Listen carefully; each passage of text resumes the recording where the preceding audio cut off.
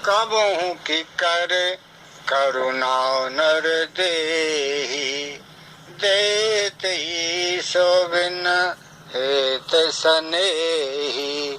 बड़े भाग मानुष तन पावा, सुर दुर्लभ सदग्रंथन गावा। बड़े भाग मानुष तन पावा। परम दयालु प्रभु ने कृपा करके इस मनुष्य शरीर में एक ऐसी विलक्षण शक्ति दी है जिससे वह सुख दुख से ऊंचा उठ जाए, अपना उद्धार कर ले, सबकी सेवा करके भगवान तक को अपने बस में कर ले।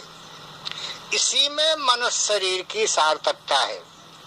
परंतु प्रभु प्रदत्त इस विवेक शक्ति का अनादर करके नाशवान भोग और संग्रह में आसक्त हो जाना पशु बुद्धि है। कारण कि पशु पक्षी भी भोगों में लगे रहते हैं। ऐसे ही अगर मनुष्य भी भोगों में लगा रहे तो पशु पक्षियों में और मनुष्य में अंतर ही क्या रहा।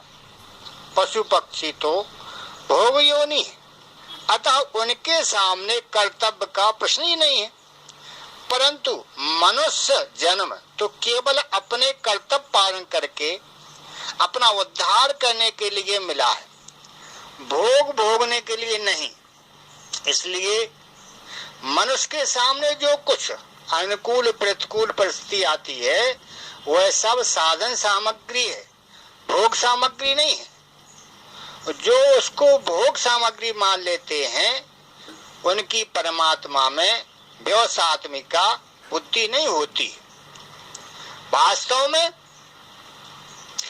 सांसारिक पदार्थ परमात्मा की तरफ चलने में बाधा नहीं देते, प्रत्युत वर्तमान में जो भोग का महत्व अंतःकरण में बैठा हुआ है वही बाधा देता है। भोग उतना नहीं अटकाते जितना भोगों का महत्व अटकाता है।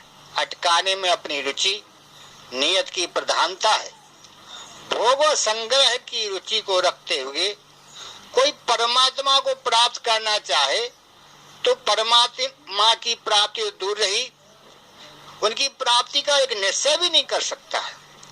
कारण कि जहाँ परमात्मा की तरफ चलने की रुचि है वहीं भोगों की रुचि भी है। जब तक भोग और संग्रह में मान बढ़ाई आराम में रुचि है तब तक कोई भी एक निश्चय करके परमात्मा में नहीं लग सकता, क्योंकि उसका अंतःकरण भोगों की रुचि द्वारा हर लिया गया है। उसकी जो शक्ति थी वह भोग और संग्रह में लग गई है। अपने कल्याण में अगर कोई बाधा है तो वह है भोग और ऐश्वर्य संग्रह की इच्छा। जैसे जाल में फंसी हुई मछली आगे नहीं बढ़ सकती है, ऐसे ही भोग और संग्रह में फंसे हुए मनुष्य की दृष्टि परमात्मा की तरफ बढ़ ही नहीं सकती। इतना ही नहीं, भोग और संग्रह में आसक्त मनुष्य परमात्मा की प्राप्ति का निश्चय भी नहीं कर सकता है। जो संसार को सच्चा मानता है उसके लिए कर्मयोग शीघ्र सिद्धि देने वाला है।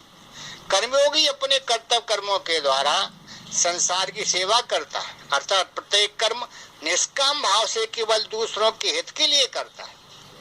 वह दूसरों के सुख से प्रसन्न सुखी और दूसरों के दुख से करुणित दुखी होता है।